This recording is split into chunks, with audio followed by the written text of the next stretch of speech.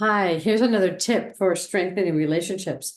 So sometimes it's just too darn hard to talk about old dynamics and old patterns because why? Because both parties get really hurt and misunderstood and feel like they can't break out of the pattern, that it's just as hard for them as it is for the other person, and the other person should be more sensitive to them and they should be more sensitive to the other person, and it gets very, very confusing. So I did this great technique that I want to tell you about in my last in a couple session recently. And the technique was, I was like, well, what if you were both in a movie?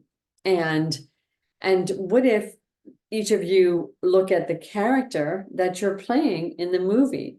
And do you want to develop that character a little bit more? Do you feel like that character is actually communicating about like what's hard for them and what they might need help with? And so I love the concept of, and I don't know if you do too, is watching movies and seeing how the writers develop the characters. So I I want to just put the spotlight on how do you want to develop your character in a relationship? Because you get to evolve.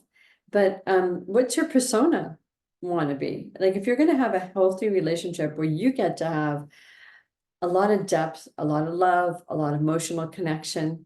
If you want to break out of some of the chronic patterns in your relationship, what kind of persona do you have to evolve into? And what kind of skill sets do you have to learn? Because it can start with you. So what was interesting about playing out this scenario in more of a drama therapy model is that it was so much easier for that particular couple to talk about their own personal development. And then that person got it. Oh, that's where they're kind of underdeveloped and sensitive. I get that. And if they work on that, then I can see them a little bit differently and I can actually respond to them differently.